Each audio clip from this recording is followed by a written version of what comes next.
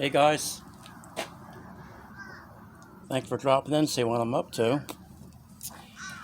I'll show you what I'm up to. This right here. Yep, the old Mustang. Time to put it back together, guys. Been long enough. The old car's been having a share of rodents being in it, and it's a mess. I have leaves and bees. There's the leaves up there on the trunk deck. Leaves are pretty good. The leaves, they'll stop it from rusting there. You think? No, they'll cause rust. Car sits outside like this under a carport, you think it'd be okay, but it's not. You like my workbench, guys? The trunk of my car. Don't knock it. That's where I did the E7 heads. Yeah, holding on to the heads, porting them with a cordless drill. Right here. This old car made it happen. But I don't know if you guys can see or not. Let me move this closer. I have an itty bitty hole here. And it's where the old pump went. This is a late model tank. And it had the fuel injection pump in it. And sending unit. And they sell a kit for this to fill it. And it's just a block off kit that you get with a new ring, lock ring. I can't get it. Went to a store up the road here. They don't have it. Didn't even have anything close I could make something with. So I did the next best thing. Mike from the Hoopty Barn, you might like this. Soup can. I had some fiberglass in the garage, but no resin. And I don't know if that would work any better, to be honest. This is really thin. So what I did, I was going to clean this here hole out. And guess what? I didn't have, well no, I have it. I couldn't find the wire brush. So I used an old sanding roll that I do heads with. Cleaned it out with that. So I did paint the tank last year. Been almost a year, guys. It's crazy. Time flies. Car's still sitting. Taking a beating. But I put a bead down here already to kind of level this hole out. So the next best thing is to try to overtalk a lawnmower, because I had one across the street that I waited to do this segment with, and now I have this one next door. Every time, guys. Like, I have to concentrate on what I'm thinking to even make sense of things half the time. That distracts me. It's life. Neighbors. Good neighbors. I just hope you can hear me over the top of that. JB Weld. They sell two types of JB Weld. One's for being around fuel. The other one's just for fixing different things like, well, one's for fuel resistant and the other one's not fuel resistant. I don't have a clue what this one is, but this is on the outside of the tank. It's just to cap off a hole here, so I think it'll be okay. I don't know if my video is going to be okay, because I've already put 2 of these in the trash, so we'll see if I get disgusted enough to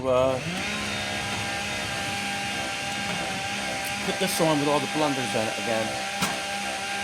Because it's never going to be, and I decided you're never going to see a video from me that has a little bit of professionalism in it. It's not meant to be, because I'm far from a professional person anyway.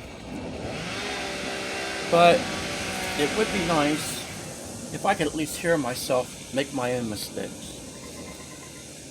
That ain't never going to happen. So this will either go on YouTube the way it is, or it will be trashed and I'll get disgusted and you'll never see this segment. Like a lot of others.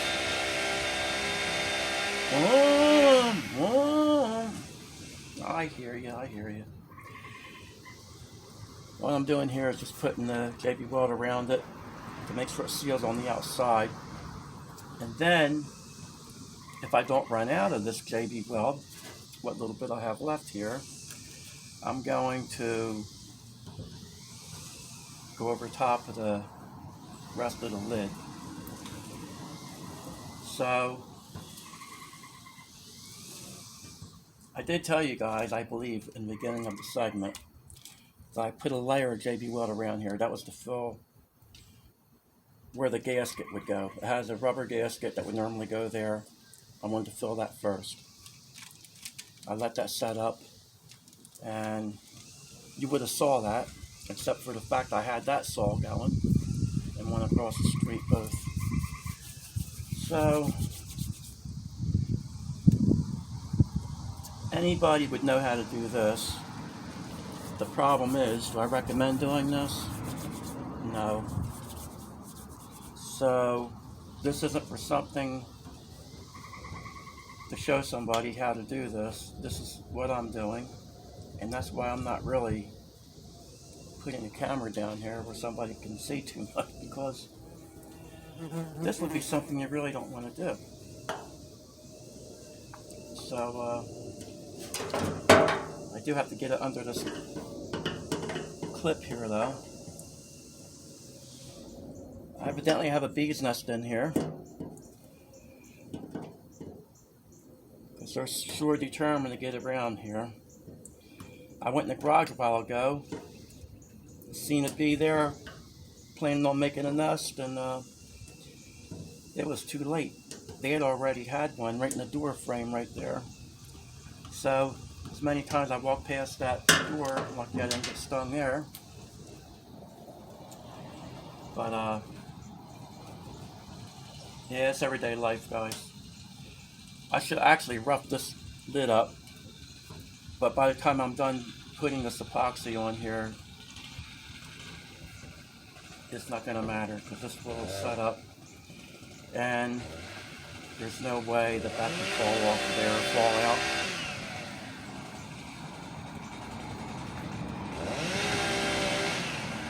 I would swear these people know that I'm trying to do a video every time outside. Rough your motor up. Rough her up. There you go. Good. Shifted it down. I thought he lay on to it a little better than that. You know, guys, I'm not complaining. It's just when I'm doing these videos, what you hear on there is usually like a drone in my ear. It's not from a distance. It sounds like it's right in my ear. So it's a shame, because there's times I have videos out that you don't see them. But one of the things, after I get this car running again, I think we're going to be making some changes. I told our buddy Beans about this on my channel. We were talking between us, and he has a stroker Pinto with a 347 on it, and I was telling him I'm going to be pulling the motor out of this car. he was anxious to hear why I'm doing that.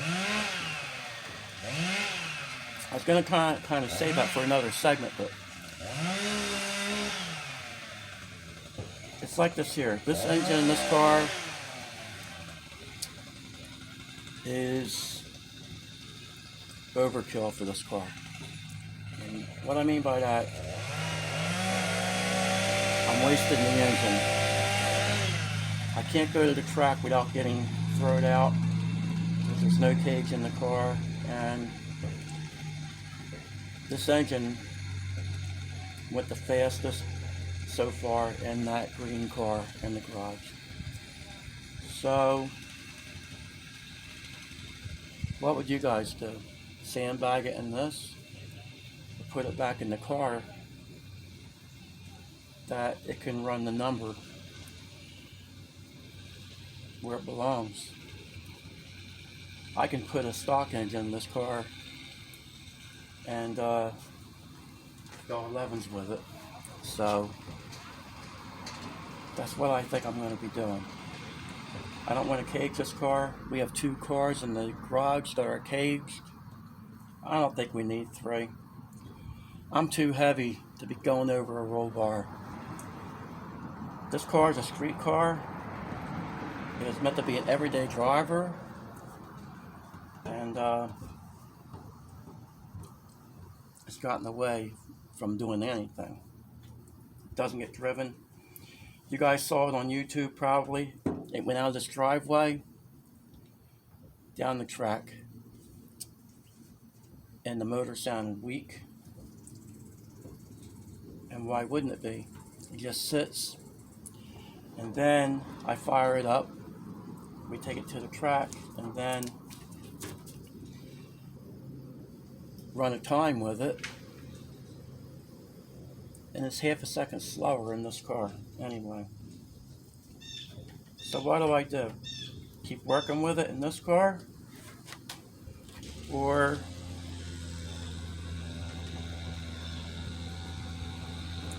put it back in the other car where it belongs? Because one of the things that's been on my mind is to just show guys how you can take the worst head, which I think is the 86 head, E6,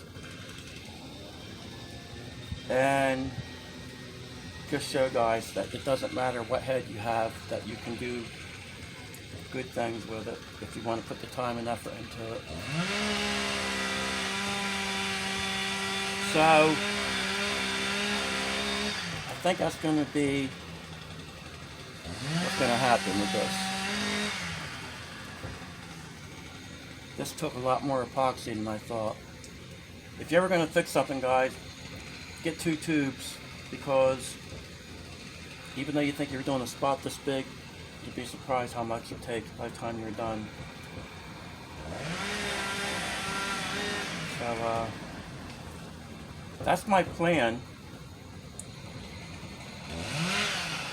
is to eventually pull this motor out. But I do want to try to get the car up and running before I pull the engine back out of it, because I have a few things that get situated. The car's veering when you go through the gears. There's something definitely wrong with the rear. It's either moving, bent, something's off. So that's one thing there that's got to be addressed. So I guess I run that by you because our friend Beans was very interested in hearing about what's going to happen. And I appreciate you, Beans, being upset about thinking the car's not going to come out. You're not going to see anything out of it. Be that interested, I appreciate that. But we're going to get her running. That's why I'm working on the tank. And we're going to take it from there.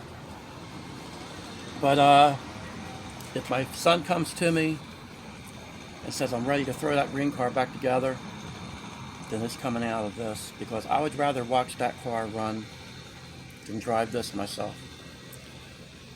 He has big plans for that car, putting this motor back in it.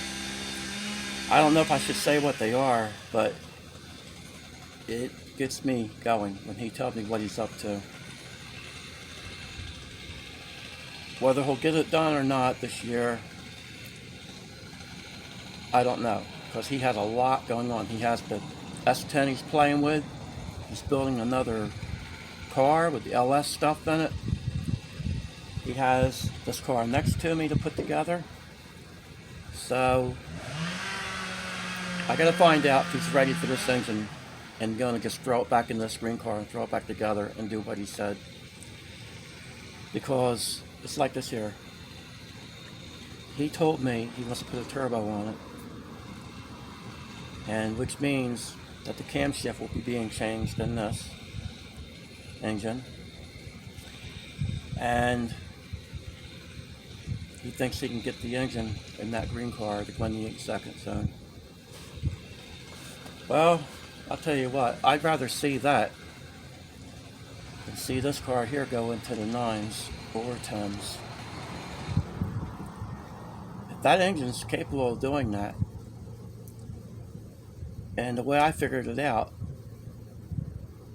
I think he can do it, because I know how conservative he's been with the tune-up and the nitrous on this engine already. He's not beating that thing to death. He went 9 seconds with that engine. And I had a couple guys say, oh yeah, 300 shot, you can do anything. Yeah, right. If we had 300 shot on this engine, it wouldn't even be running to this day. It'd be split in half, most likely. And if it wasn't split in half, it'd be so worn out that it would need to be rebuilt. The engine's been around for a long time. About 5 or 6 years right here in this family. Before that, it was in our friend's car. So that's where we're at, and that's what our plans are. And if you want, you guys could let me know if you think that'd be a good thing to give this engine back to my son. I'd give it back to my son if he wasn't doing anything with it. If he said he wanted it back, that wouldn't matter to me what would the reason would be. It would just be because he wants it back. He's the one that put it together, his combination, and so that's how people should be when it comes to stuff, instead of getting upset or mad. But I think it's been overkill in this car as far as trying to get this car to run where the green car went. It'd been kind of neat. It'd be cool to do that, but not when I can watch this engine run better in that green car. So that's where I'm at with that, fellas. But anyway, I had 2 or 3 segments on here. The phone cut me off. I don't know why it's doing that now. So I have to cut this short, because if you call this short. But I